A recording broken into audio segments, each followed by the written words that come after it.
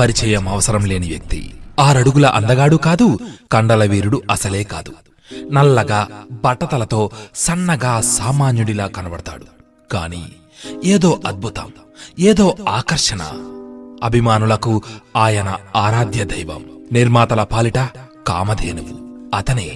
అతనే super star Rajinikanth. Rajinikanth అసలు పేరు శివాజీరావు గైక్వాడ్. కానీ శివాజీకి రజనీకాంత్కి చాలా తేడా ఉంది. బస్సులో టికెట్ అంటూ ఈల వేస్తూ తన జీవనాన్ని మొదలుపెట్టిన కండక్టర్ శివాజీ తన సినిమా టికెట్ల కోసం ఎగబడేలా జనాన్ని, థియేటర్లలో మతిపోయే స్థాయిలో ఈలలు వేసే అభిమానులను ప్రపంచవ్యాప్తంగా సంపాదించుకున్నాడు. శివాజీరావు గైక్వాడ్ పూర్వీకులది మహారాష్ట్ర. తండ్రి రామోజీరావు గైక్వాడ్. ఆయన పోలీస్ కానిస్టేబుల్ గా ఉద్యోగం చేసేవారు. తల్లి రామాబాయి గృహిణి. శివాజీ బెంగుళూరులో జన్మించారు. అయితే దురదృష్టవశాత్తు 5 సంవత్సరాల వయసులోనే తల్లిని కోల్పోయాడు. తన ప్రాథమిక విద్యను బెంగుళూరులో పూర్తి చేసుకున్న శివాజీ 16 సంవత్సరాల వయసులో ఉద్యోగ వేటలో పడ్డాడు. 1966, 1973 మధ్య బెంగుళూరు, చెన్నైలలో చిన్న ఉద్యోగాలు చేసి చివరికి బస్సు కండక్టర్గా సెటిల్ అయ్యారు. శివాజీ చిన్నతనంలో ఎన్ని కష్టాలు పడినా తనలోని కళాకారుడిని ఎప్పుడూ మర్చిపోలేదు.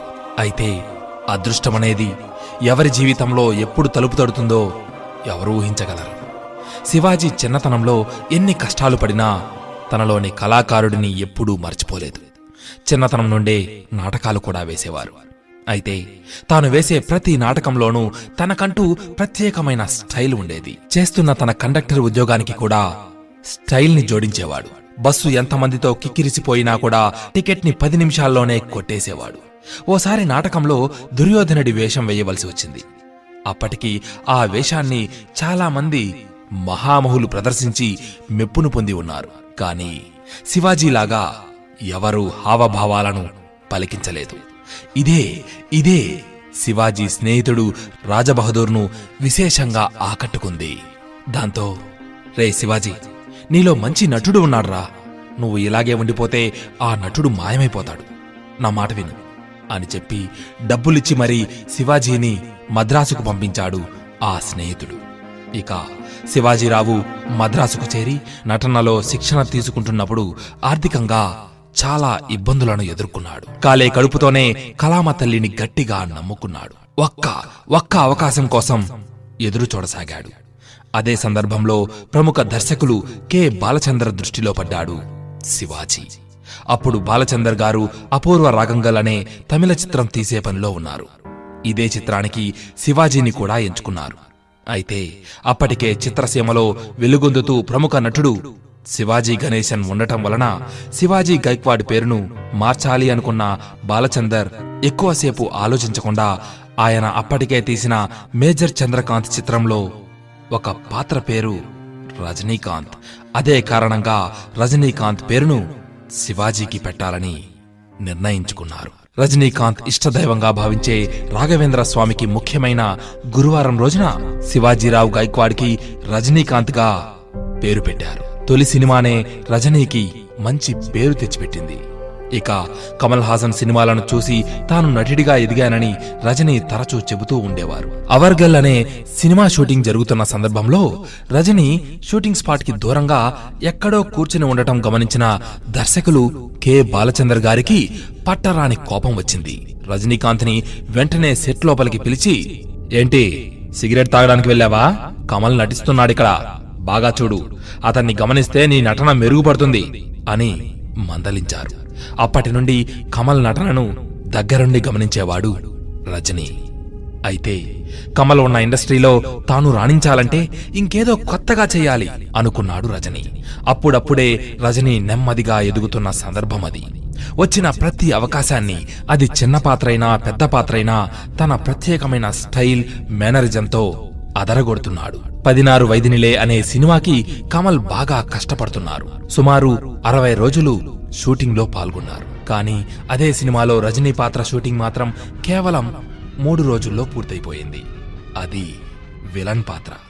కానీ సినిమా రిలీజ్ అయిన సమయంలో టైటిల్స్ లో రజనీకాంత్ పేరు కనబడితే విజిల్స్, ఇదిప్పుడిరిక్ అనే మేనరిజంతో రజనీకాంత్ ప్రేక్షకుల మనసును గెలుచుకున్నారు. రజనీ తొలి చిత్రం తమిళంలో అపూర్వ రాగంగల్ కాగా, రెండవ చిత్రం సంగమా అనే కన్నడ సినిమా, ఇక మూడవది మన తెలుగులో అంతులేని కథ. తన తొలి 3 చిత్రాలను 3 వివిధ భాషల్లో నటించడం రజనీ కెరీర్లో చెప్పుకోదగ్గ విశేషం. ఇక తన మేనరిజం స్టైల్తో ప్రేక్షకులను మెప్పిస్తూ వరుస సినిమాలు చేస్తూ కన్నడ, తెలుగు, తమిళం, మలయాళం, హిందీ భాషల్లో నటిస్తూ రజనీ దూసుకుపోయాడు. ఇక 1978లో దాదాపు 20 చిత్రాల్లో నటించారు. ఈ నేపథ్యంలో రజనీ కథానాయకుడిగా నటించిన భైరవి సినిమా అద్భుత విజయాన్ని సాధించింది. ఈ సినిమాకి తొలిసారి రజనీ పేరుకు ముందు సూపర్ స్టార్ అని వేశారు. అక్కడి నుండి తన ప్రత్యేక శైలిని కొనసాగిస్తూ వచ్చారు సూపర్ స్టార్ రజనీ. ఓ రోజు రజనీ, రఘునందన్, బహదూర్ సరదాగా మాట్లాడుకుంటూ బెంగుళూరులో రోడ్ల వెంట తిరుగుతూ ఉన్నారు. అప్పుడు ఒక్కసారిగా రజనీకాంత్లోని పాత శివాజీ గైక్వాడ్ మేల్కొన్నాడు. జేబులో నుండి 5,000 రూపాయలను తీసి రఘు చేతిలో పెట్టి, గొడ్డనహల్లి నుండి చామరాజుపేటకు వెళ్లే లోపు ఈ డబ్బును ఖర్చు చేయాలి, లేకపోతే 10,000 తిరిగివ్వాలి అని షరతు పెట్టాడు. అయితే రఘుకి తన మిత్రుడు శివాజీ మనసు తెలుసు. మొదట బజ్జీలు అమ్మే అంగడికి వెళ్లారు. అక్కడ పక్కనే బజ్జీలు అమ్మే వాళ్ళ చిన్నారి ఆడుకుంటూ ఉంటే 500 రూపాయలు ఇచ్చారు. వారు రఘుకి నమస్కరిస్తూ ఉంటే రజనీ, బహదూర్ దూరం నుండి నవ్వుతూ చూశారు. అలా తోపుడు బండితో అవస్థపడుతున్న వృద్ధుడు, కాగితాలు వేరుకునే కుర్రాడు, దీనావస్థలో ఉన్న వృద్ధ దంపతులు, అనాథ పిల్లలు, ఇలా చాలా మందికి ఆ డబ్బును పంచేశారు. డబ్బు విలువ కన్నా ఆ సాయం పొందిన కళ్ళలో కనబడే విలువైన సంతోషాలను చూడటానికే ఆ స్నేహితులు ఇలాంటి పని చేస్తూనే ఉన్నారు. ఇక రజనీకాంత్ అంటే అమితాబ్ బచ్చన్ కి కూడా చాలా ఇష్టం. అయితే రజనీ స్టార్ హోదా అనుభవిస్తున్న సందర్భంలో చెడు అలవాట్లకు బానిసయ్యాడు, మనశ్శాంతి కోల్పోయాడు. అప్పుడే అమితాబ్ రజనీకి ఓ సలహా ఇచ్చారు. స్వామి సచ్చిదానంద ఆశ్రమంలో కొన్నాళ్లు ఉండి చూడండి, మీరు కోరుకున్న మనశ్శాంతి అక్కడ దొరుకుతుందేమో అన్నారు. ఆ మాటను అనుసరించే రజనీ తొలిసారిగా హిమాలయాలకు వెళ్ళాడు. నేటికి వెళుతూనే ఉన్నాడు. అక్కడ రోజుల తరబడి తపస్సు చేస్తూనే ఉంటారు. రజనీకాంత్ జీవితంలో ఎన్నో భోగభాగ్యాలను అనుభవించారు. ఎంత స్టార్ స్టేటస్ ని అనుభవించారో అంతకు మించి నిరాడంబరంగా కూడా ఉంటారు. జీవితంలో శివాజీ గైక్వాడ్ అనుకున్న ప్రతిదీ సాధించాడు. కాదు, రజనీకాంత్ సాధించేలా చేశాడు. కాలం ఎప్పుడు ఎవరిని ఎలా పరీక్షిస్తుందో చెప్పలేం కదా, కాని ఖచ్చితంగా పరీక్షించి తీరుతుంది. అపజయాలు వచ్చినప్పుడు కృంగిపోకుండా, విజయాలు వచ్చినప్పుడు పొంగిపోకుండా స్థితప్రజ్ఞతతో ఎలా ఉండాలో ఆచరించి చూపే మన సూపర్ స్టార్ రజనీ సినీ అభిమానుల హృదయాల్లో తన స్థానాన్ని పదిలపరుచుకొని ఎందరికో ప్రేరణ కలిగిస్తూనే ఉన్నారు. తాతల నుండో తండ్రుల నుండో కలిసొచ్చిన స్టార్డంతో ఎగిరెగిరి పడేవారు రజనీ లాంటి వారిని చూసి తమ తీరులో మార్పు తెచ్చుకోవాలని మనసారా కోరుకుందాం. మిత్రమా, ఇదెప్పుడిరిక్కే?